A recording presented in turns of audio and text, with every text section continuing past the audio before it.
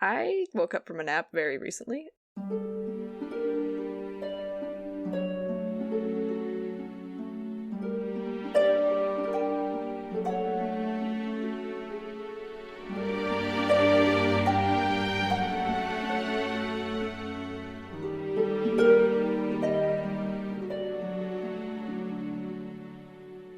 I'm tired. That's all I got. Okay. Okay. Hannah, you want to go ahead and do the intro? Yes. Wow, it's been a hot minute. Yep.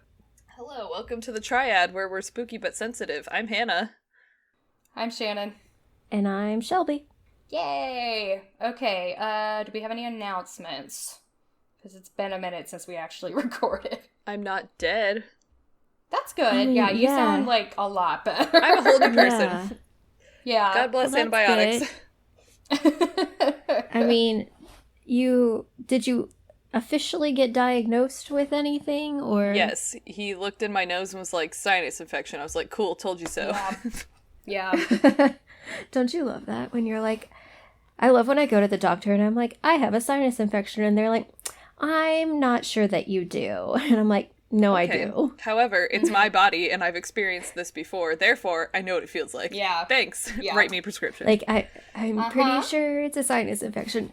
I'm sorry, this is going to be a tangent in and of itself. But I would go to the doctor for a sinus infection every single year because I get one every single spring, except when we wore masks for COVID, because apparently they do their job. Who knew? But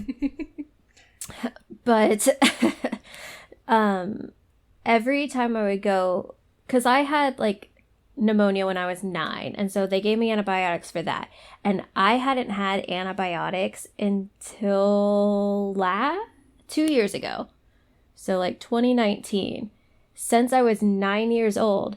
Because every time I would go for a sinus infection, they're like, it's just some post-nasal drip. It's just a cold. And I was like, I've had it for 6 weeks. And they're like, yeah, it's just a cold. It should be gone in like 10 days. And I was like, 6 weeks, friends. 6 weeks. And they were like, well, we just don't want to like overload your body with antibiotics because then they're not as effective. And I was like, I have not had them since I was 9. Anytime you want to give me medicine, that would be great. That's so weird, because every time I go, they're immediately like, you need antibiotics. Yeah, no, they like... Every time. They were like, we just don't want you to have them too often. And I was like, I haven't had them in 10, 12 years. Like... That's what they said the first time, but then I went back in and demanded them. Yeah. I've never been told we don't want to overprescribe you antibiotics. Yeah, they don't say that to my mom or my sister. No, because I get a sinus infection every October, usually. And every year, they're like, here's an antibiotic. Yeah, like my mom has to get a Z-Pack like once a year, and one Z-Pack doesn't do it. She always has to get a second one, and they always give it to her. And with me, they were like, you just don't want to have antibiotics too often. And I was like, it's so weird. I am 26. I haven't had them since I was 9. Yeah. Wait, you're only 26? Them to me. Are you 27? Well, I'm 27 now. Oh, okay. At the time, I understand. She was 26. Okay, we went back in time. Got it. I was like, Yeah, wait, back up. What? Yes. Yeah, at the time. No, I'm a grandma, okay? I was going to say, you're older than me, aren't you? Yes. Okay. I was just a little bit concerned. Yeah, we good. Anyway, so that's my non-announcement story. Do you have an actual announcement? No. Okay. No, I don't. Okay. Mine, I went to Florida. We didn't. Beautiful. Thanks. No one made any comments about my tattoos. No one made any comments about anything at all. It was great. It was very nice. Is the perfect vacation. Yeah. Would have been nice if it wasn't in Florida, but you know. I found out after you asked me if I lived at Tyndall, which I did know the answer to that, but I looked up how many Air Force bases. No, I looked at how many Air Force bases there were in Florida because I've lived at 2 of them, and apparently I've lived at 1/3 of the Air Force bases in Florida. That's funny. So you've lived at 2 out of 6? Yes. Okay, then I've lived at 1/6 of them. Okay, are we ready to start this episode that will apparently be very depressing? Yeah. Okay, is it in your research folder? Yes, it's called episode whatever the hell, because I don't really know. It's episode 56. Okay. I've never heard of this. Oh, not surprised. Yeah. Oh gosh. I'm not saying it's a Hannah episode. I never hear about what Hannah's talking about. I'm saying I'm not surprised as a white American. I'm not surprised you don't know about this. Gotcha. Okay. It's one of those. One of these. Here we go. Get ready for some white guilt. Today, we're going to talk about the Port Chicago disaster. I'm not laughing at that. I'm just laughing at, how stupid people are. Come? What is to come? Yes. Okay, so the Port Chicago disaster. My sources are Wikipedia and then also mostly this site called navalhistory.org. It was an article written by, let me tell you the name of the person, Frankie Witzenberg.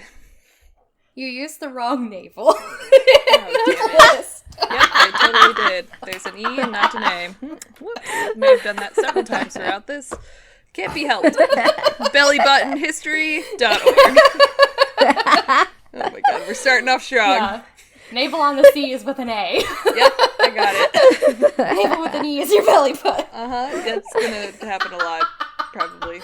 Oh, that's funny. Sorry. No, you're right. It's cool. And then also an article on history.com that I got maybe 4 sentences from, but okay. All right. You can go to slide 3. So, it is the World War II times, as I wrote in my notes. I haven't looked at these in a month, so... Oh, this should be fun. It's gonna be great. So it's July 1944. Port Chicago is a town located in the how do you say that? What is it? Hang on. Because I want to say Susan, but I know that's not right. Hang on. Suisun? Computer. I don't know how to say that. Shelby, how do you say that?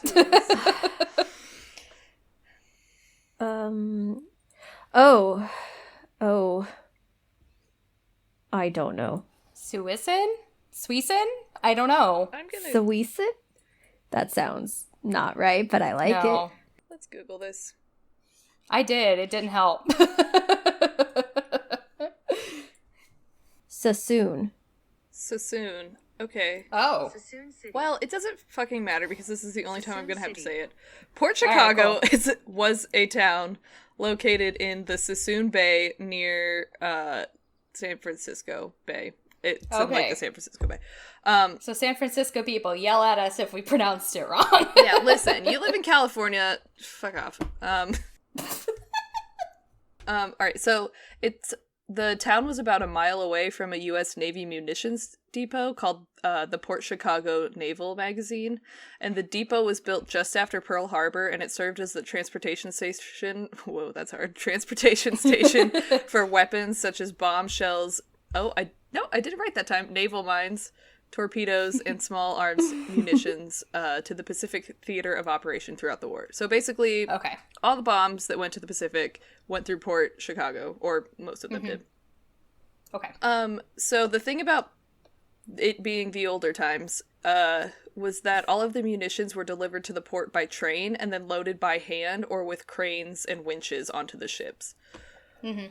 Next slide. So now let's talk about the composition of the port. So all of the enlisted men at Port Chicago were black. And all of the officers at Port Chicago were white. Do you see where this is going? Wow. Can you just explain the difference between officers and enlisted in case people don't know? Because even sometimes I'm wait, I know what the difference is, but I also kind of don't sometimes. So when you sign up for the Navy and you don't have any outside skills, you didn't go to college or you don't have any sort of specific training, you're an enlisted man. You are just at the bottom of the totem pole, for lack of a better And phrase. This is the entire U.S. military, right? Not just the Navy? Yes. Okay. Yes, but we're talking specifically about the Navy. Yeah.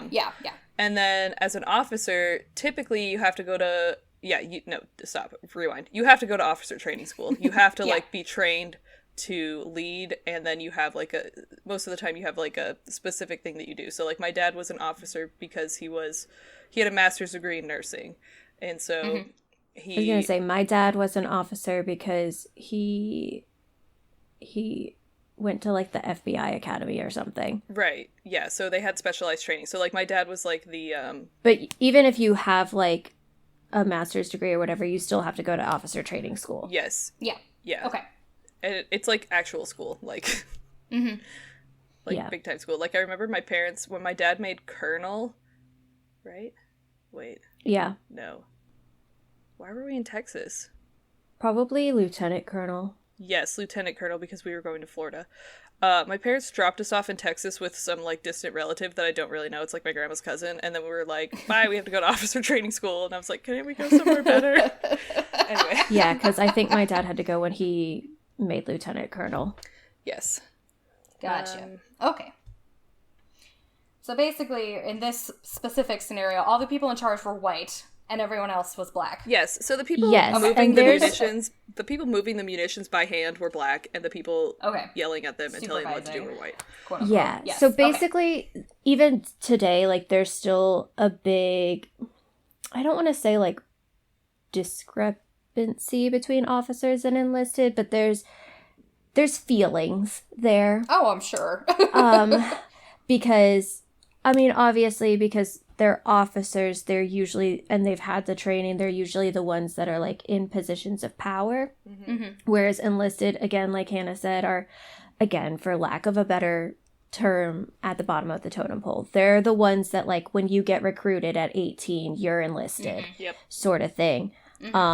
You have no specialized training. You are the one who does all the groundwork and all of that kind of stuff. Yeah. And so it's still, to this day, like, very much a, like, the officers are entitled and they blah, blah, blah. They don't actually do any of the work and blah, blah. And they, like, get paid more and stuff. So, yeah, it's a whole thing.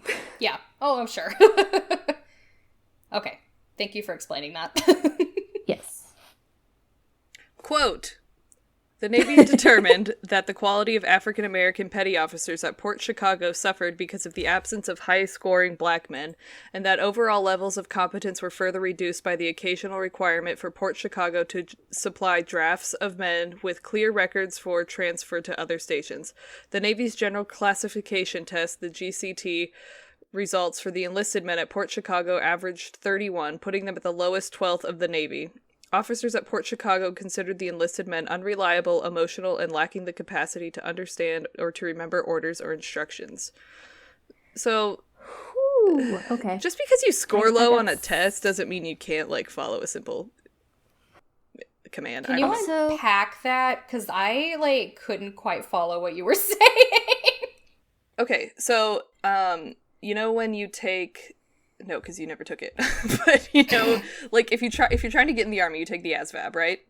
It's like the test to see where you fall on, like, if you are qualified enough to get into it. Basically, if you can, it's like an aptitude test kind of thing, right? Yeah. Kind of, but there's also, practical stuff, too. Like, you have to do math and shit. So this is the same thing. And so the guys who were recruited, or who took the test or whatever for the Navy and scored really low were all sent to Port Chicago. Gotcha. Okay. So that doesn't necessarily mean that they were, like, stupid or incompetent or anything. It just means that they scored low on a test. So just because of that they were, like, a lower scoring group meant that the officers treated them as if they were unreliable and emotional and all of that. Gotcha. And this is World War II, correct? Yes. Or around there. So I would just, this is before civil rights. Yeah. This is before education was a thing for people of color. It's fine. It's fine. Yes. At least to the same level as a white person would have Well, received. yeah. They were getting educated, just not as well. No, so, like, if they grew up... somewhere where there were segregated, actually everywhere had a segregated school probably, they weren't receiving the same quality education as like some white idiot from the suburb, you know? Yeah. Which weren't until the 50s, so I don't know why I said the suburbs. From the city. So the fact that you maybe didn't do well on a standardized test that is also being given to your white peers who aren't even peers because it's the 40s, it's fine. That's the problem with a lot of standardized tests. Even now. Even get me started. I know. I don't want to talk about it. That's a whole other argument. Okay. That's why a lot of people think we should get rid of the LSAT, which is the law school entrance exam, because it's expensive and unnecessarily difficult, and it's, like, disgustingly hard anyway. But it's a huge economic barrier because a lot of people cannot afford to pay for, like, the practice books and stuff, and that disproportionately affects people of color. So that's why a lot of people think we should get rid of the LSAT. So this is still a problem. Yes. It's a way of gatekeeping. Yes, exactly. Well, and I mean, that's the problem with any standardized test. Yes, it is. Because, I mean, you have to pay for the ACT and the SAT, so. Mm-hmm. And the GRE and all of those. Maisie, don't start. Yeah. What are they called when you want to go to medical school? The MCAT. MCAT. Yes. I was going to say the FCAT, but that's a thing in Florida. Florida has their own standardized tests. They're great. Oh my God, don't get me started! Oh, man. Too many of those. So all the enlisted people here did very poorly on the test, and the officers were assholes about it. Is basically all of them, but a lot of them did. Yes. Okay. All right. So, quote: "Black laborers at Port Chicago were led by black petty officers, so they're like a little bit higher up. They have like leadership roles. But they're still enlisted. Yes. Okay, yes. Thank you. Who were regarded by some workers as incompetent and inefficient in voicing their men's concerns to the higher authorities. Petty officers were seen as having aims fundamentally different from those of their men. They were described later as, quote, slave drivers and, quote, Uncle Toms." I'm literally just reading this, so I'm just reading it. I'm just reading it. No, I'm not saying that at you. That's rough. They and their men... No. They and their men sometimes struck an antagonistic relationship. So, yeah, that's, they didn't get along. Yeah, that's rough. Ouch. Oof. Yeah. Yeah. Anyway, okay, moving on. What is... Sorry, keep going. Okay, go to slide 5. Okay. That's all I really want to say about that. Okay. It'll come up later, I guess. All right, so let's talk about some dumb shit. So, okay, now... Listen, I could not find a picture of this man. Actually, yes, I did. I found one picture of him, but it looked like he was on safari in Africa. This man, Merrill T. Kinney, who, so Captain Merrill T. Kinney... Sorry.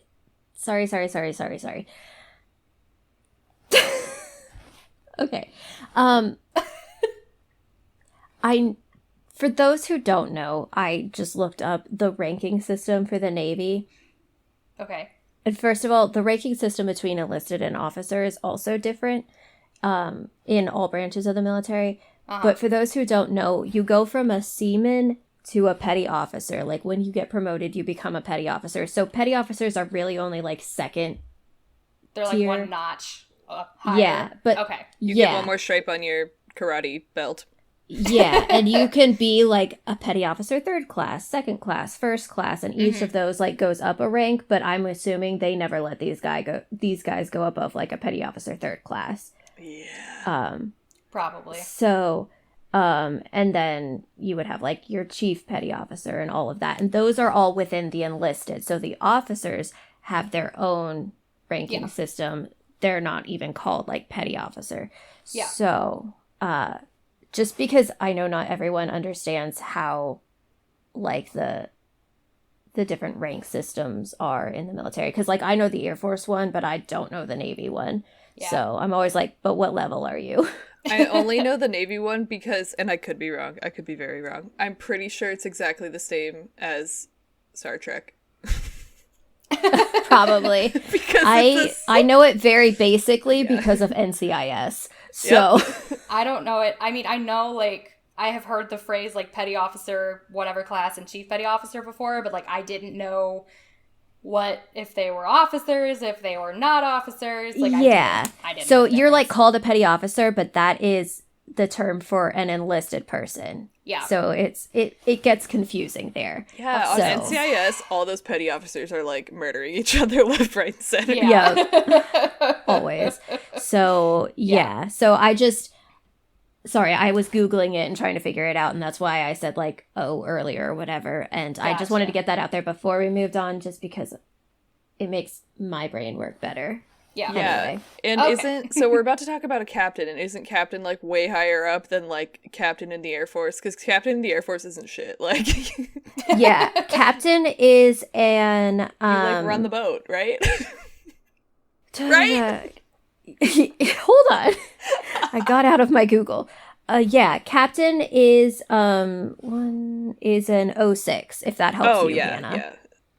So doesn't help me. okay, so the way that they also have names, but the way that it'll appear on, like, signs and stuff in the military is so to make it like cohesive across the different branches of the military, they do the ranks. So officer will be like 01, 02, 03. Gotcha. Okay. And 06 is a captain, which is the Air Force equivalent of a colonel. So, like, our dads were because that's what my dad is. Yeah. So, and then for, like, the enlisted, it'll be commissary. yeah, you get your own parking spot. It's great. Or a special one. It's real nice. But and then enlisted will be like E1 through E9. So that's how they make it so that if you don't know, like, the specific, like, a colonel is equivalent to a captain sort of thing. Okay. Because you know sometimes that it's an 06. Yeah, so sometimes they have, like, I don't want to say, like, foreign exchange students, but, like, military exchange students. But, like, my military base that I lived on in Korea was a joint Army Air Force base. Yeah. But they'll have, like, but, like, the military base I was at in Japan, we had a whole section of the base that was all Navy. Because it's an island nation, so you have to have, like, naval officers basically on, like, everyone. And so it's not, but they have people, like, cross the different branches of the military regularly for, like, specialized jobs or depending on where the base is, things like that. Yeah. So, like, at Scott, we basically didn't have anything special. We had some Canadians. Yeah. Some Canadian Air Force dudes, but that was pretty much it. Yeah, and it helps, like, when they're, like, deployed and stuff, because a lot of the bases in, like, the Middle East will have, like, American military, but also the, like, British military, Australian. I think my dad worked with a dude from Poland. Yeah. So, like, yeah, it's just their way of making everything, like, cohesive, I guess. Yeah. That's not quite the right word, but you know what I mean. Yeah. Okay, cool.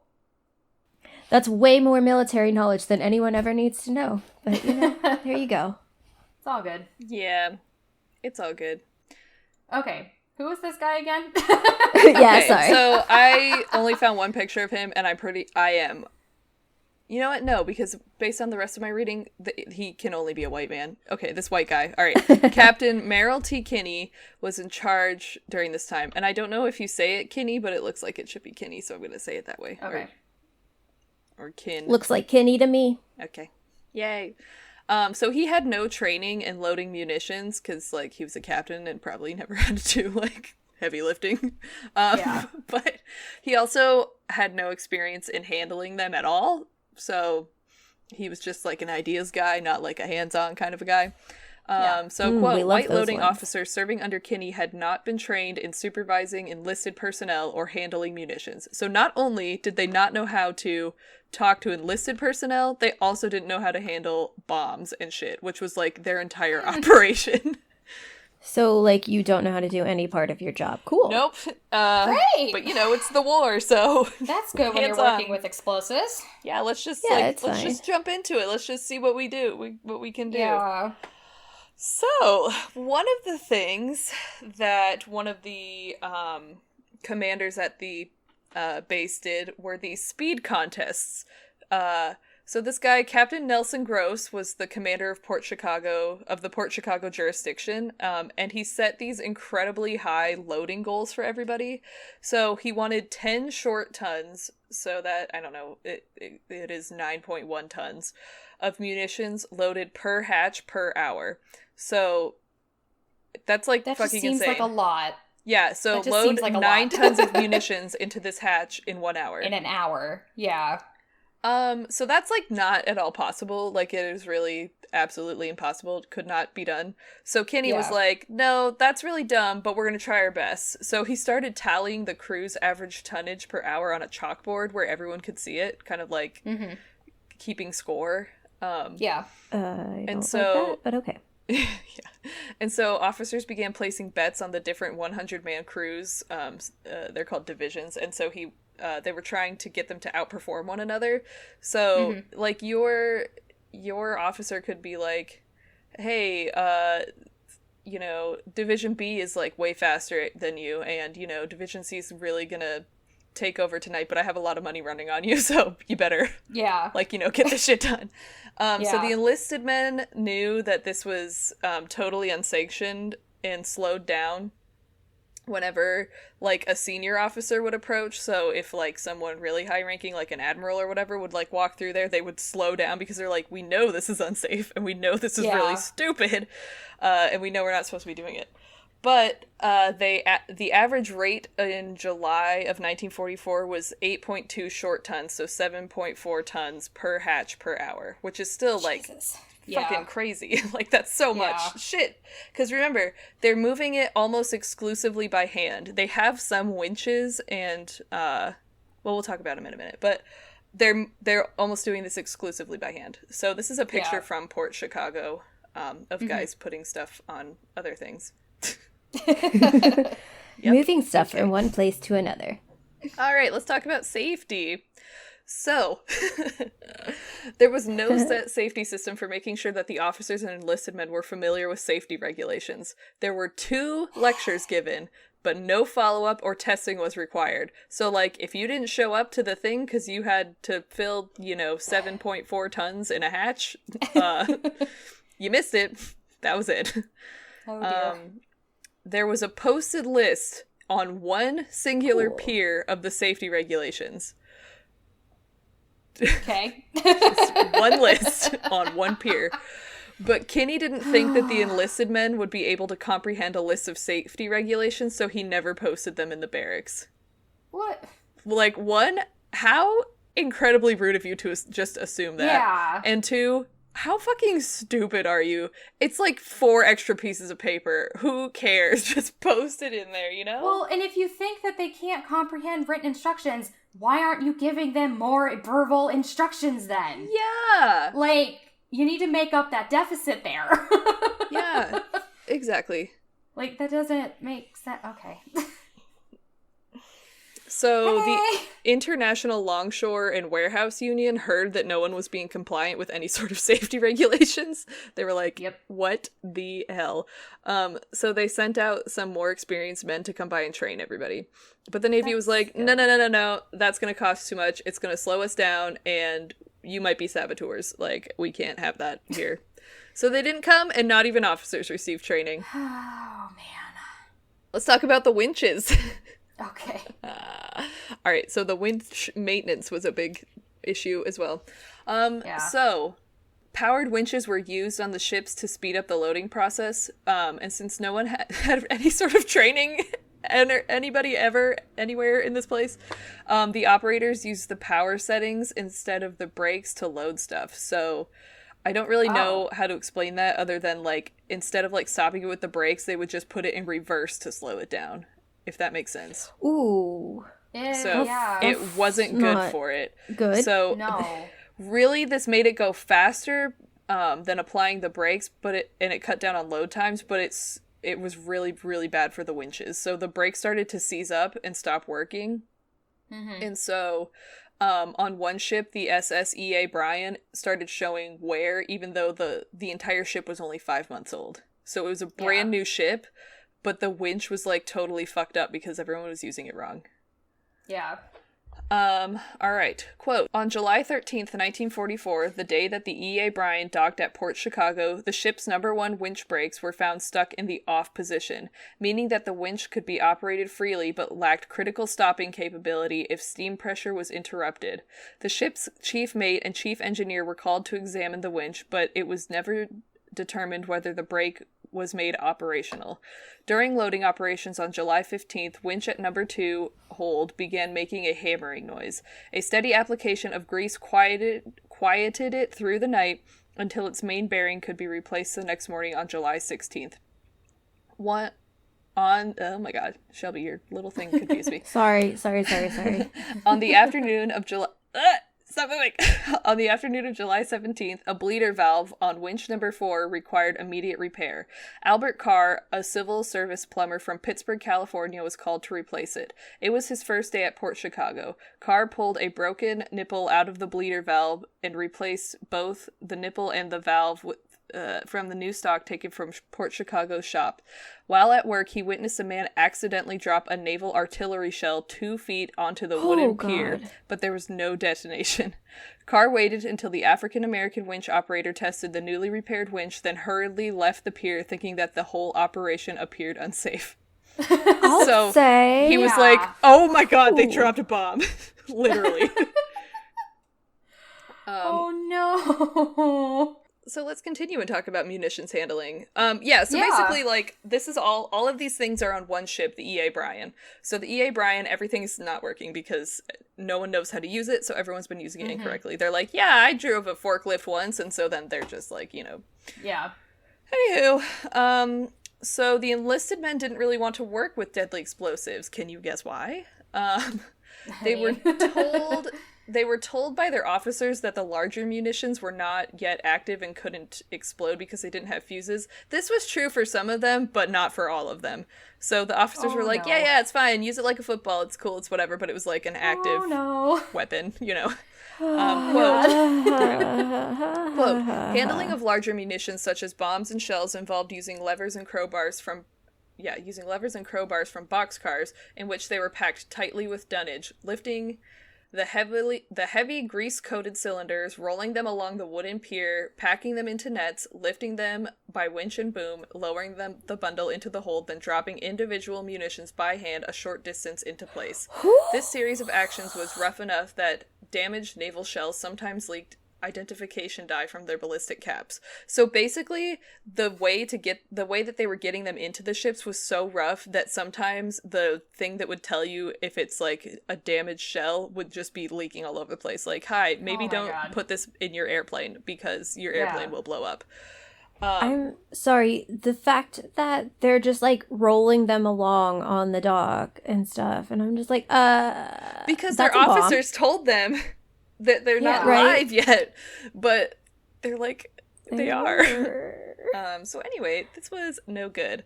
I love this guy's name. Commander Paul B. Kronk.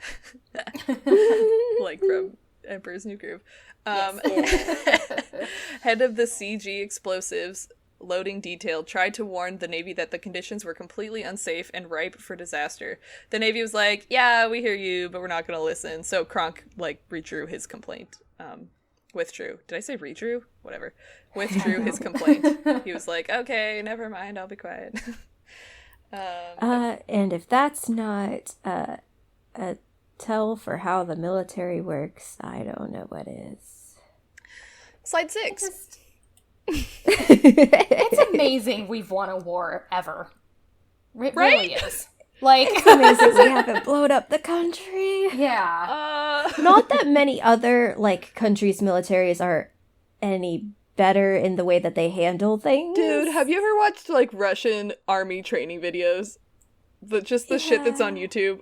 Oh my god, it's so fucking insane. It's like it's... How did Chernobyl not just end it for them? Like, that should have been it. There's, like, so much that, like... And I know it's not just America, although we have a history of bad things, but it just blows my mind that humans are still standing. Yeah. Well, we also just have such a, like, I don't want to throw around the phrase military-industrial complex, but, like, we're very much more active than other countries are with their military, you know? And so... Yeah. Today I was doing questions, I was, like, baselining questions with one of our kids to see, like, what he knew, and one of them was, who protects and serves our country? And I was like, I don't think anyone else would get that question, because it was soldier, the answer was soldier. And I would not have answered that correctly. Well, it had a picture of a soldier on it. You probably would have a little cartoon soldier. Yes. But I was like, that's so fucking weird that, like, this is one of the questions I have to ask you. It was very surreal. Like, that's very strange. Don't like that. Yeah, and just, like, we always, like, just, people are always just like, we have the greatest military, and I'm like, do we do shit like this? Yeah, it's a whole thing. I have complicated feelings about the American military. Anyway. Yeah. That's fine. I'm sure you both do as well. Yep. If the Army tries to recruit me one more time while I am at work, I still think that's hilarious. Gonna lose my mind. Like, I know it's annoying to you. It's just hysterical to me that they would go to the nerd store to try to find Army recruits. I just don't understand. Like, I'm clearly at work. I am busy. I'm not here to talk about joining the military. I'm gainfully employed. Thank you. Thanks. I don't want your whatever signing bonus. They're always like, but you look bored. Let's give you a job that's more exciting. And I'm like, do I look like I need excitement in my life? I've got enough anxiety for that, thanks. Yeah. And guess what caused that anxiety? The military. Yeah. You did this to me. That's why I don't like fireworks, friends, because I grew up next to a bombing range. Okay. It's fine. It's great. Love it. Oh, man. Anyway. Moving on. So surprise, surprise, something did go wrong. Yeah. So this is from the, oh, no, I spelled it right that time. The Naval History website. Quote, the date is 17 July 1944. It is nearing 10:30 p.m. and the 24-hour cycle of munitions and cargo loading at the Port Chicago Naval Magazine, California, is in full swing. Two merchant ships, the SS Quinault Victory and the SS E.A. Bryan, sit at the swing. Wait, nope, sit at the pier. At the swing? I was like, that doesn't seem right. Oh my god. The SS Quinault Victory is empty. The SS E.A. Bryan holds over 4,000 tons of ammunition, and 16 rail cars sitting on the pier containing 429 tons of ammunition. Hundreds of cargo handlers, munition handlers, crewmen, and officers swarm the area, working tirelessly to load the two vessels with explosives, bombs, depth charges, and ammunition bound for the Pacific Theater. The vast majority of the men handling the munitions at the pier are African American, and their commanding officers are exclusively white. For all intents and purposes, it is a normal night for the men doing their part to serve their country, but by the next day, July 17th, 1944, would forever be known as the day of the largest home front disaster during World War II. At 10:18 p.m. That's what you want. What? That's what you want to be known for. I know, right? It's the day after my birthday. And my grandma's birthday. This sucks would have been allowed you during and this your time. grandma. Yay!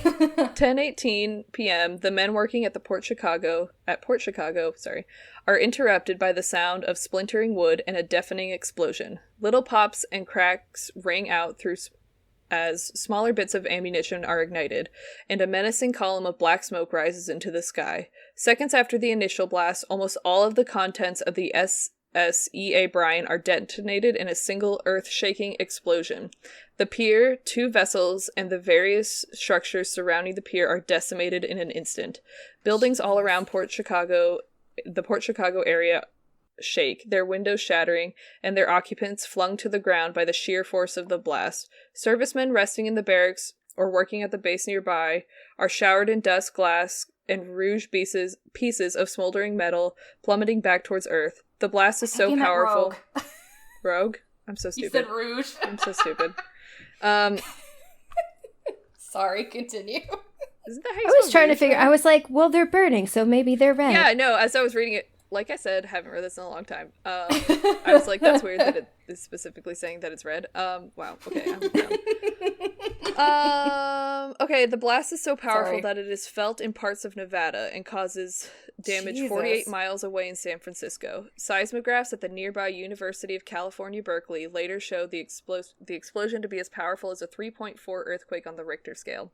Of the 320 men on duty at the pier that night, not a single one escaped alive. Oh my god! Yeah. Oh no! Was not expecting that high of a level of casualty. I don't know why I didn't expect that, but... Yeah, this is fucking crazy. Oh my god. So many people died. Yeah. So let's talk about... Alright, well, we can unpack this, I guess, and then... Yeah. Yeah, so... This is the largest home front disaster during World War II. Yeah. I mean, yeah. It was bad. Yeah. So that's the pier you're looking at. Yeah. And it's... Excuse me. Put it on the thing, but it's, like, completely in splinters. Like, it's just destroyed. It's destroyed. Like, I almost said it looked like a tornado went through it, because that's what it looks like, but, like, something exploded, so... Yeah. Like, those are... I'm pretty sure those are telephone poles in the middle. Yeah, they look like they are. Jesus. Right. Oh, I have to say now, like, you know, because initially I was like, I've never heard of this.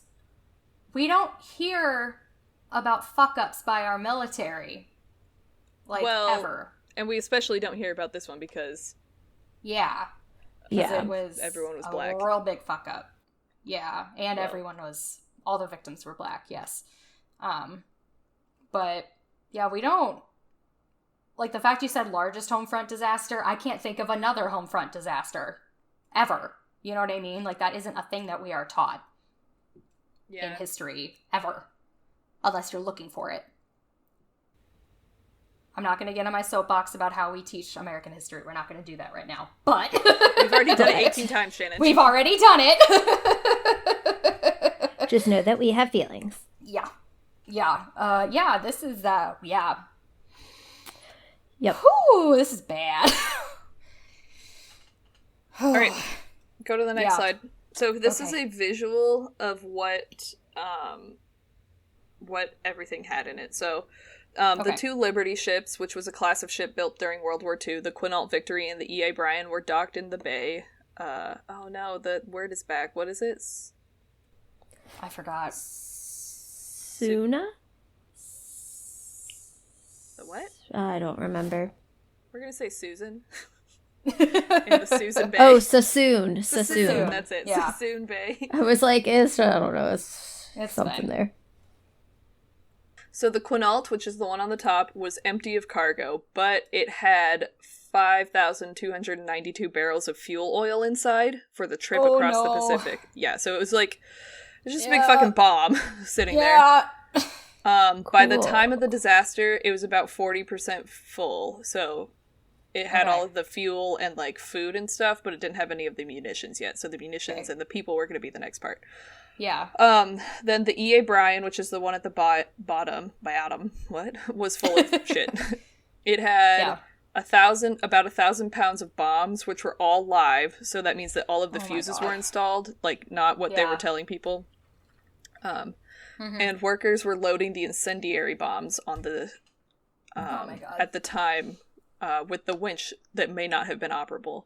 So incendiary means that it's on fire. Yeah. Well, that it can catch fire. Yes. Or start a fire, right? Fire. Not that they're actively on fire. No. That'd be kind of sick. But no, they're not actively on fire, but they make fire. Yes. So next to it was a boxcar delivering anti-submarine depth charges armed with Torpex, which I only brought up because it sounds like Tampax. Because you know what a anti-submarine depth charge looks like, right? Like from Finding Nemo. Think of that thing like with all the little Pokeballs sticking out. Now imagine all of those are tampons. Looking thing. Yes. Yeah, the things that are like deep sea mines. Yes. Okay. Now think of it with like little tampons sticking out. That's just so funny to me. Anyway. Man.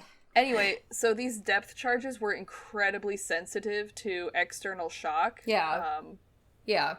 In container dents and everything like that. So just think about how they were loading things. Keep that in mind. Mm-hmm. So all the munitions in the containers on the pier were around 2,000 short tons or 1,800 tons of TNT. So... Okay. That's just a lot. I don't know how much a ton is, but that's a lot. A lot. That's all I got. That's a lot. I just know a ton is... How much does an elephant weigh? That's my only... An elephant weighs between 2 and 7 tons. Okay.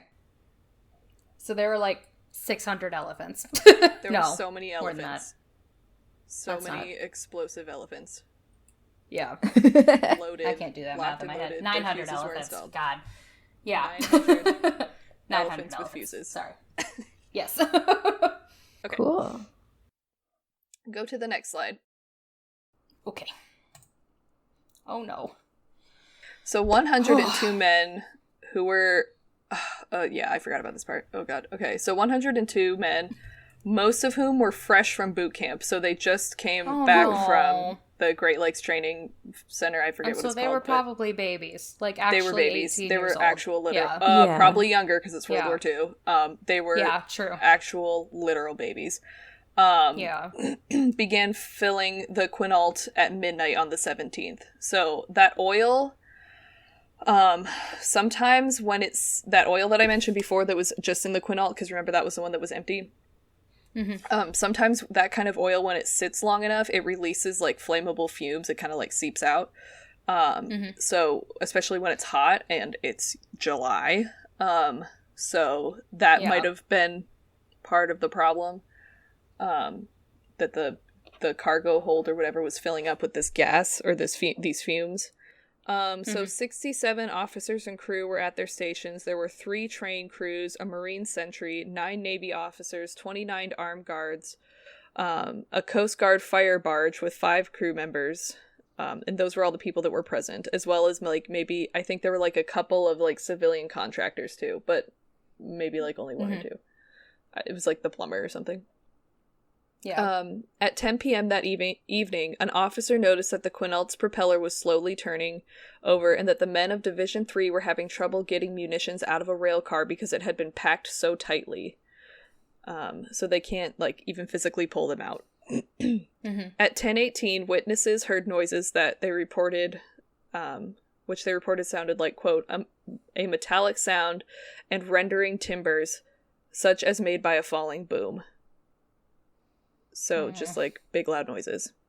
Then the first explosion occurred at the pier and a fire started.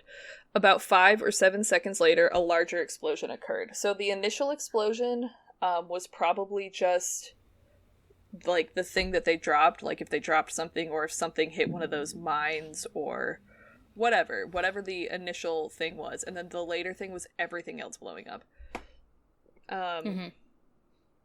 So the majority of the ordnance within and near the E.A. Bryan was detonated. An Air Force pilot who was flying in the area reported the resulting fireball to be around 3 miles in diameter.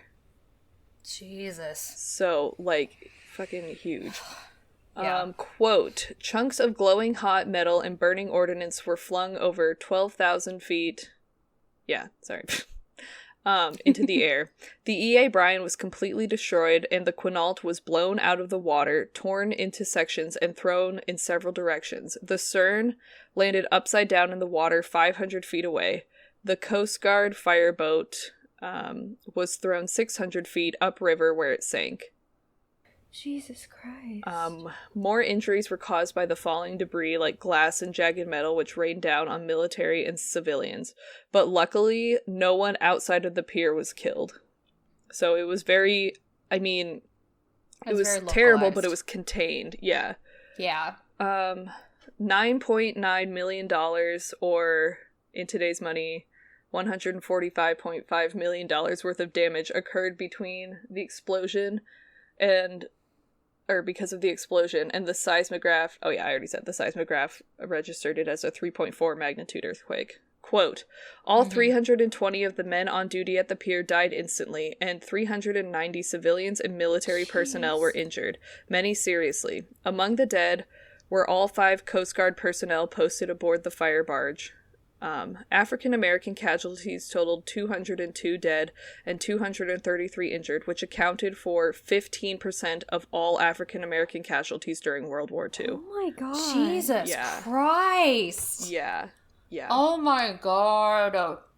I don't like that statistic. I know. Oh my god, that's horrible. Naval personnel worked quickly to contain the fires and to prevent other explosions. Injuries were treated, those severely injured were hospitalized, and uninjured servicemen were evacuated to nearby stations. Okay, so... yeah, the 15... when I got to the 15% thing, I was like, holy fuck. Oh my god, like, that's just horrible. I didn't know that, and I can't believe that we aren't told this, you know? Well, then we would have to admit that the military fucks up, but we're not willing to do that. So, you know. I mean, that's a thing. Yeah. Anyway, next slide. Alright. So, of the 320 people who died, only 51 could be identified. Yeah. Body parts and corpses littered the bay and port. Most of the uninjured sailors volunteered to clean up and rebuild the base. Many sailors were reassigned, and most were not given ship loading positions, so they were just given something else to do. Some requested what's called survivor's leave, which is a special form of leave that is sometimes given to those who experience horrific or serious incidents or whose friends or shipmates have died. Mm-hmm. None of the black enlisted men were granted leave, not even a day. Even those who were hospitalized with injuries, the second they were better, were back at work. While the white officers who requested it were given it. It's fucking disgusting. Hate everything. You just watched all of your friends blow up, and you cleaned up their body parts, and you can't even have time off to grieve. And the officers, who they probably already have resentment for, because, you know, the officers just sit on their asses and don't do anything and all that. Right. Yeah, they get time off. Anyway, it's fucking disgusting. Cool. It's ridiculous. How they were treated. Yeah. Anyway. Alright, so a memorial ceremony was held for the victims on July 13th at Port Chicago. Do you mean 31st? Yep, that's what I meant. 31st. Okay. The 3 and a 1 makes a 31, doesn't it? Yep. Because, like, it happened on the 17th, so I was like, no. They went back in time and held a memorial. Yep. Sorry. No, you're fine. I woke up from a nap very recently. Yes, okay. It's all good. So, Admiral Carlton H. Wright, commander of the 12th Navy District, spoke of the unfortunate deaths and the need to keep the base operating during a time of war. So, he gave Navy and Marine Corps medals for bravery to 4 officers and men who had successfully fought fires in a rail car, parked within a nearby pier, which was great because, you know, that could have also blown up and killed a bunch of other people. Yeah. The remains of 44 of the victims were interred at the Golden Gate National Cemetery, so this is one of the graves. But again, there's like they didn't know who was who. Yeah. I was gonna say that's like 450 people they didn't identify. Well, couldn't identify. 320 people died. Yeah. Okay, so 51 could be identified, and then 41... 270. Yeah. I don't know math. I'm not... Okay. It's fine. It doesn't matter. Well, it does, but you know. But it gets worse, guys. You ready? Of course it gets worse. Go ahead anyway. Okay. So you can go to the next slide. On August 8th, 1944, the remaining men from Port Chicago who had also been assigned to clean up were relocated and resumed work at the ammunition... Hold on. Excuse me, sorry. At the ammunition depot and landing piers at Mare Island. So they received no time off, no further safety instruction, and no counseling or psychological assistance in lieu of the explosion. So I can't say I'm surprised about the lack of psych stuff, because that wasn't really like a super duper big even thing. Like a fucking day off, you know? Yeah, no. I'm saying for the psych stuff, I'm not surprised. The rest of it, though, fucking disgusting. They should have, that was something that then in the 40s should have been given to them. Even safety instructions. Yeah, even safety instructions. Like, why Dear would you not God. give them safety instructions? Do you see the 2 arrows at the top of that newspaper? Yeah. That's one of the boats. Yeah. Alright, I think I read somewhere that one of the anchors was, like, blown in shore somewhere crazy far. Mm-hmm. Alright, go to the next slide. So on August 8th, the USS Sangay was docked to be loaded with... Sorry. Now I'm, like, very paranoid that I've spelled naval wrong every single time. Okay. With naval mines and other munitions. So on August 9th, 328 men who were from Port Chicago, from the pre-explosion, were marched off to load the ship. So, quote, when they heard the orders, column left and forward march to march towards the ammunition loading dock, the entire group stopped and would not continue.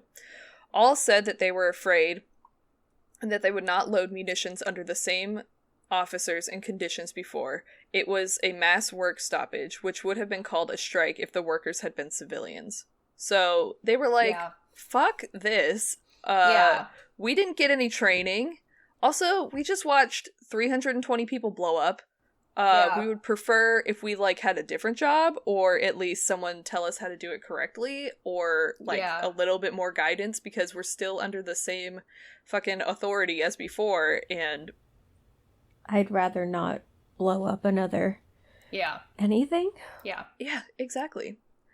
So, since it was wartime, the Navy was not happy. 70 of the men changed their minds when superior officers said it was their duty, so, like, 70 people were like, okay, fine. And then the remaining 258 who said they were afraid of another explosion and did not like the prospects of working under the same officers that, like, created the dangerous environment were sent to the brig of a different ship, which I did not write down. Whoops, my bad. But it was supposed to only hold 75 men, and they put 258 people in there. They put 250 people in there? 258 people, yep. So instead of just giving them training, they threw them in Navy Navy jail. Put them in Navy jail on a boat. On a boat. They put them in a tiny what hole. Is a fire hazard. Well, yeah, that's a lot of hazards. Yeah. Oh my well, God. yes, I'm just saying, no, like, I know. Capacity. It's all Fire bad. Marshal. It's so not bad. a great... Fire Marshal Shelby is not having it. God. So the men said that they weren't given an order, but kind of told, like, okay, if you're going to load the ship, go this way, and if you're not going to go load the ship, stand over here. And then the people who said that they weren't going to go load the ship, thinking that they were going to be given a different task, were just thrown in the brig. And they were like, we weren't told, like, you have to load the ship or you're going to the brig. They said, pick a side, and then put us in the brig. Jesus. So they were like, that's real sketch. Yeah. Anyway, so the next day, the sailors who had been in this brig all night were visited by Admiral Wright of the Navy. I don't really know. Anyway. And he told them that during wartime, mutiny was punishable by death. No. That kind of scared a lot of the guys, so all but 50 all but 50 decided to return to work. And so the remaining 50 were named the Port Chicago 50. I will now read you another freaking long quote. Okay. Quote. Oh, okay. So this is all right. Stop, Hannah, rewind. All right, so they were named the Port Chicago 50. All right. In the meantime, an inquiry had been set up to kind of see what happened, and like why the explosion happened and why, like, what am I trying to say here? Like why there was so few experienced officers and enlisted men, like how they got away so long without knowing what the fuck they were doing, basically. Yeah. So this is what came of that inquiry. Quote, the court inquiry, which examined the incident, found that only the white officers present at Port Chicago were directly trained in munitions handling. While their instruction was far from perfect, time was taken to have them learn from experienced officers and ordnance men at the Naval Ammunition Depot, Mare Island. On the other hand, the Navy came to the conclusion that the enlisted men, the vast majority of whom were African American, were not intellectually and or emotionally capable of receiving the same level of training as their white officers. The Court of Inquiry described these men as, quote, particularly susceptible to mass psychology and moods, lacking mechanical aptitude, suspicious of strange officers, disliked receiving orders of any kind, and were inclined to look for and make an issue of discrimination. Wonder why. Assuming Maybe that's because true. there was an issue. Yeah, that last part was probably true, but I don't think they were looking for it. I think it was quite blatant. I'm saying, assuming all of that is true, which it wasn't, why were they then in charge of moving explosive things? Yeah. Like, that doesn't make any sense. They're too incompetent to learn how to handle the munitions, so they're gonna handle the munitions. That doesn't make any fucking sense. Seriously. No, it doesn't. Like, their personalities are so explosive, we're gonna make them handle the explosives. Like, it doesn't make any sense. I know, it's so fucking stupid. Racism is bad. Don't know if you guys knew that. Okay, anyway. It was thus up to the white officers to impart the necessary information upon the divisions in their command. However, the information passed along to the enlisted men was not always accurate. While many were told that materials they were handling were not active and thus not a risk for detonation during loading. Many That was right. were told... Okay, I just read that as if there was going to be more to that sentence. Nope. Many were told not going to blow up, however. Yes. Could. White officers also encouraged competition between the divisions, assuring the men under their command that loading powder into shells as quickly as possible was perfectly safe and sound. At the end of the day, the African American men who stepped up to the plate to serve their country during the war were seen as lesser in almost every way. This racism influenced their quality of training and preparation of these men and contributed directly to the unimaginable amount of tragedy caused by the Port Chicago disaster. So, because no one, thought of them as human beings. People? Yeah. This whole thing happened. This whole thing fell apart. Let's talk about the court-martial now. Okay. So, the Chicago 50 ended up being court-martialed because they did mutiny.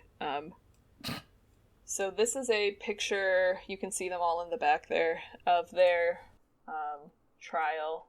Mm-hmm. And court-martials are so different than, Shannon, you can probably explain this. They're so different from, No, I can't. I don't know anything about how court-martials work. I just know that they work differently than a normal trial. So different than normal trials because, the military has all of its own rules and stuff.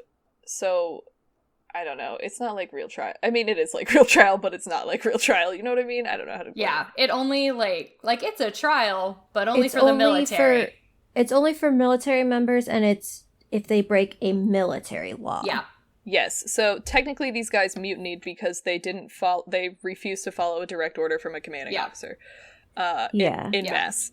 None. So they went through this trial, and I had a bunch of copy and pastes about the trial, but I don't really want to read it. It's just basically they were charged with a deliberate and purpose intent to override the superiority military authority, which, fuck you. Okay. Basically, they didn't follow an order, so they got in trouble. They were all on trial, and that admiral said, basically it was a, what's it called? A death sentence case. Because Jesus, if they were... What? Nothing. Just keep going. Because if they were found guilty of mutiny during wartime, it would be punishable by death. However, none of the 50 men received the death penalty, thank God. Good. But all of them were found guilty of mutiny.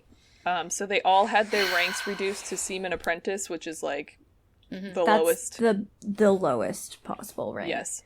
And they were all sentenced to 8 to 15 years of hard labor, and years? Yes. Jesus! And they were all dishonorably discharged.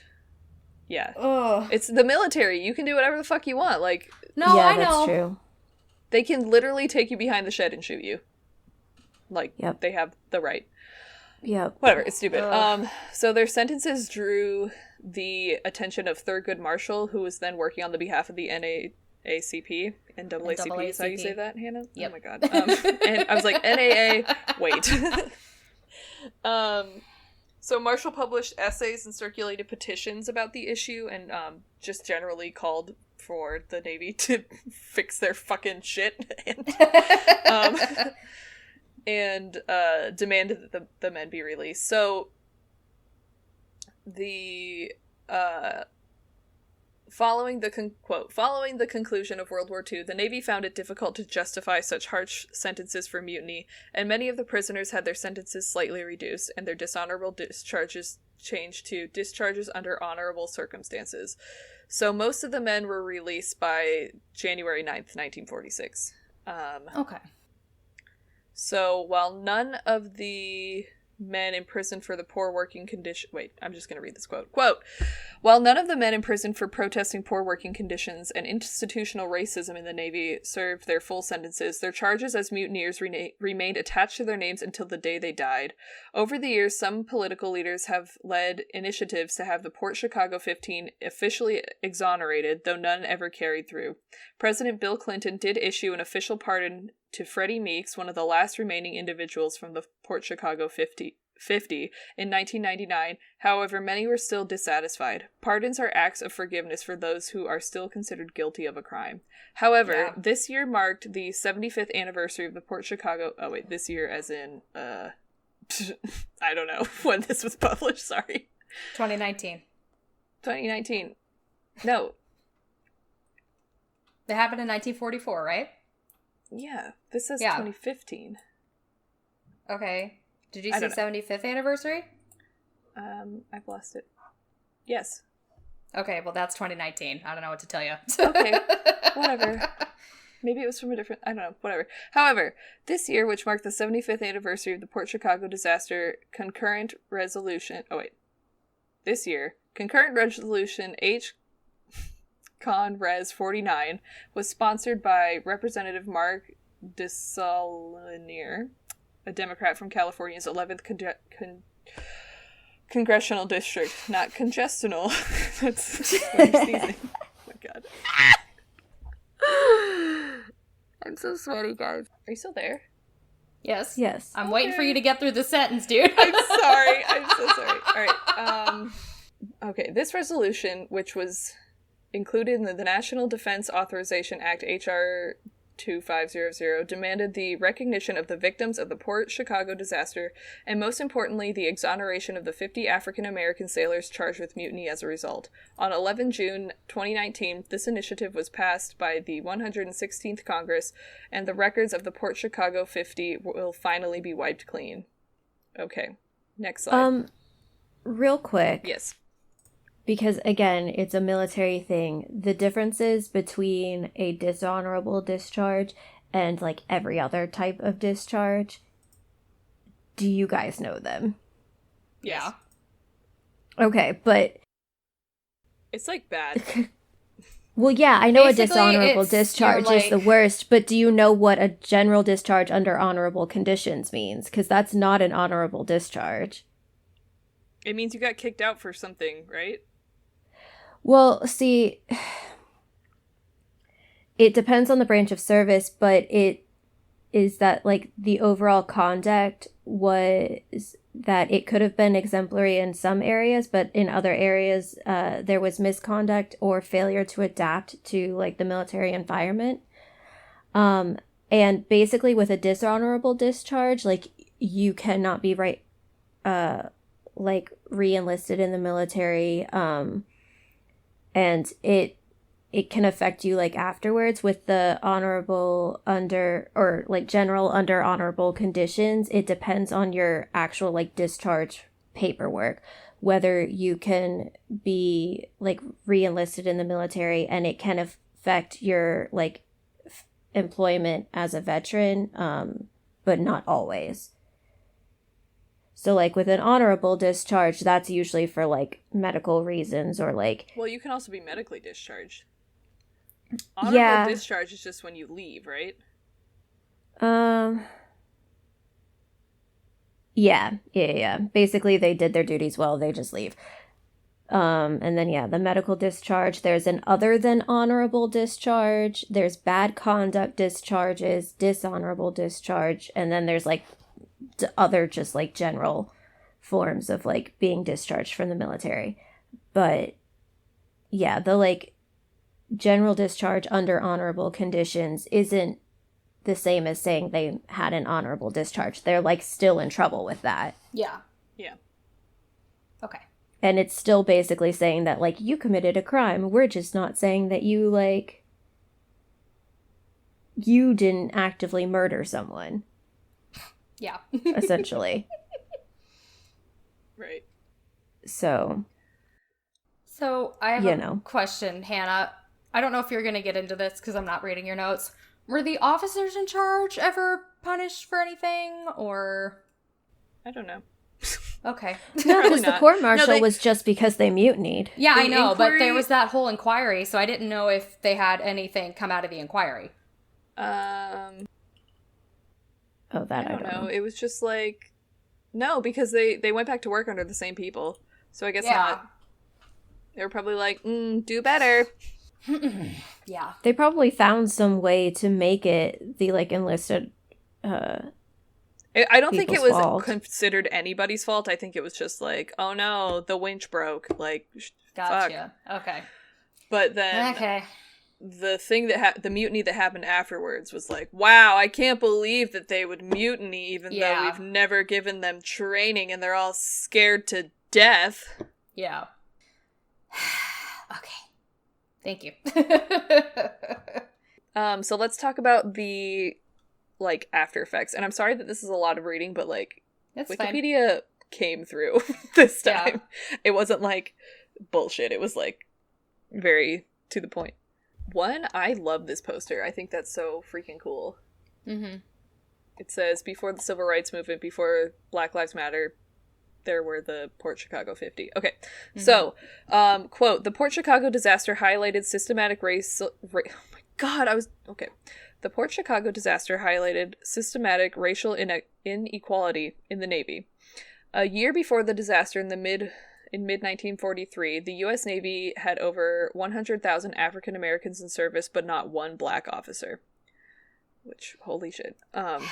In the months following the disaster, the Pittsburgh Courier, which was a newspaper with a large nationwide subscription primarily of African Americans, related the incident and the subsequent mutiny trial in their Double V campaign, a push for victory not only just over the Axis powers, but also over racial inequality at home.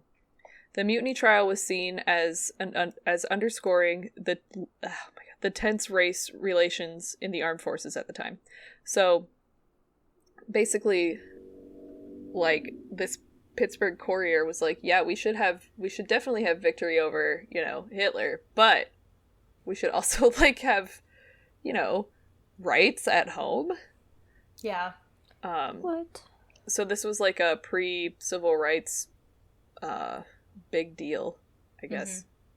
Well, like, that was a huge thing after they desegregated the military, where black service members were like, hey, I get treated relatively equally. Obviously, there were discrepancies. Relatively equally in the military, but then I go home and I don't have rights anymore. I can't go to town at night because I will get lynched. Because I'll get lynched. Exactly. Like, that was a huge... Like, that was a big driving force for the civil rights movement a decade or so later for it to actually get kicked off, was that, like, hey, we don't have rights anymore. I don't, like... Maybe we can apply that to everywhere? Maybe? Yeah. Yeah. Just a thought. Quote, in late 1944, under conditions of severe racism, a riot broke out in Guam at the naval base. In March 1945, at CB Battalion of 1,000 African-American men staged a hunger strike at their base, Naval Base Ventura County in Port... Oh god, what? Hunemi, California, in protest of discriminatory conditions. In the following weeks, the latter incident, In the weeks following the latter incident, Fleet Admiral Ernest King, a secretary and... Oh my lord. Why can't I read? Okay. Secretary Forrestal worked with civilian expert Lester Granger on a plan for total integration of the races within the Navy. The Port Chicago disaster helped catalyze the drive to implement new standards. Okay, so basically, after Port Chicago, there were a bunch of different calls for, racial equality within the Navy. So, let's see. Beginning in 1990, a campaign led by 25 U.S. congressmen was unsuccessful in having the convicts exonerated, so the Port Chicago 50. Gordon Kohler, chief petty officer at the time of the explosion, was interviewed in 1990. Kohler stated that the hundreds of men like him who continue to load ammunition in the face of danger were, quote, the ones who should be recognized. In 1994, the Navy rejected a request by 4 California lawmakers to overturn the court-martial decisions. The Navy found that racial inequities were responsible for the sailors' ammunition loading assignments, but that no prejudice occurred at the court-martials. I beg to differ. No. But okay, even if it didn't occur at the time of the court-martial, that doesn't matter, because other things happened to get them to the court-martial. Right, that isn't the only factor here. Right, if we go back to the very beginning, where they're talking about their petty officers not, voicing their concerns, that is because of racial inequality. Yeah. I'm telling you it is. Even if their petty officers were black, it wouldn't have mattered because they probably wouldn't have gone to, a white officer and said, hey, my guys feel this way, because they're like, I finally have, a place where I'm being respected more, so I'm not going to go out of my way to, lose that, Yeah. Well, and, the fact that they were like, well, they're too incompetent to understand the training, that led to the disaster, which led to them being terrified afterward, which led to the mutiny. Right, exactly. That's insane troll logic. No. It is. It's so backwards. Okay, but so for quote... cause, damn it. Sorry. Wait, what? I said it's a but for cause, damn it.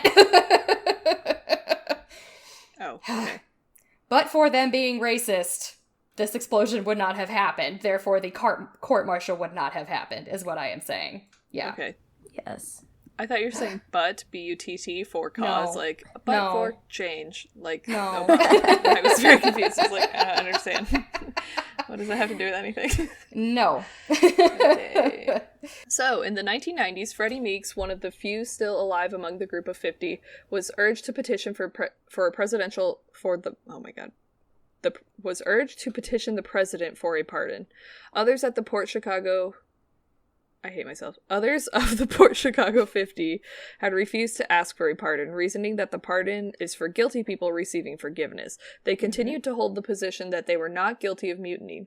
Meeks pushed for a pardon as a way to get the story out, saying, quote, I hope that all of America knows about it. It's something that's been in the closet for so long. In September 1999, the petition by Meeks was bolstered by 37 members of Congress, including George Miller, the U.S. representative for the district containing the disaster site. The 37 congressmen sent a letter to President Bill Clinton in December 1999. Clinton pardoned Meeks, who died in June 2003. Efforts to posthumously exonerate all 50 sailors have continued. In 2004, author Robert L. Allen was reported saying, quote, even for today, it's important to have these convictions set aside. All right, so they're all still, considered guilty. I was going to say, in the records, they're all still considered guilty. Yeah, which fucking sucks. So now the site is part of the National Park System. Obama signed it in a bill in 2009 making the site of the disaster part of the National Park Service. And the site of the Port Chicago disaster is still an active military base. And that is the Port Chicago disaster. I don't like it. Why? I don't even know. I said it was going to be a fucking depressing one. Yeah, but I really wrong. feel like people should know about it because I have never heard of this, and I'm a military brat. Yeah, right. 15% of all casualties. I know I've heard the words. Casualties. I know I've heard the words Port Chicago together, but that's all I had, like, any recollection of. I did not know the story in any way. Yeah. Right. 15% of all African American casualties in World War II were at Port Chicago. That's just insane. Like, it's so fucking crazy. And in 1943, there were 100,000 black active duty military members, but not one of them was an officer. Yeah. Mind-blowing. It's literally mind-blowing. I hate that. Yeah.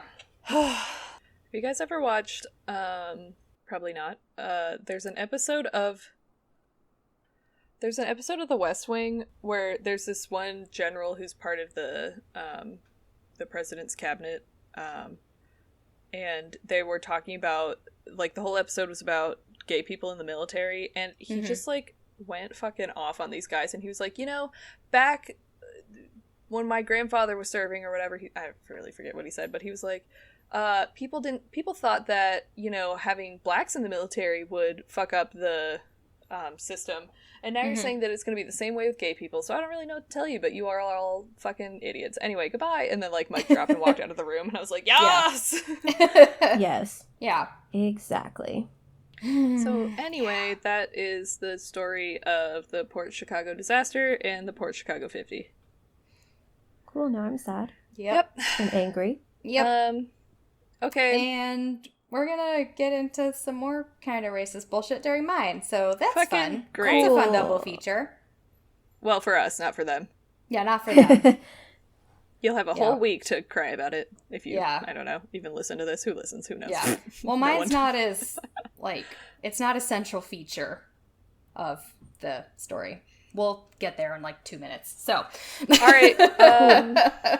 We don't have an ending. Bye. Bye-bye. Bye. Oh, wait. I need to actually stop. Thanks for listening to The Triad. Our music is by Scott Buckley. Our audio is recorded by our sound engineers, Craig Bott and Audrey Credo. If you like the show, please rate, review, and subscribe on Apple Podcasts, Spotify, or wherever you get your podcasts. You can also follow us on social media. We're on Instagram, YouTube, and Tumblr as The Triad Podcast. We're also on Patreon as The Triad. Currently, all Patreon funds will go towards the cost of hosting the show. Each tier has its own rewards, but every patron receives our undying gratitude. Do you have comments, questions, or stories? Email us at thetriadpod@gmail.com. And thank you again for listening to The Triad, where we're spooky but sensitive.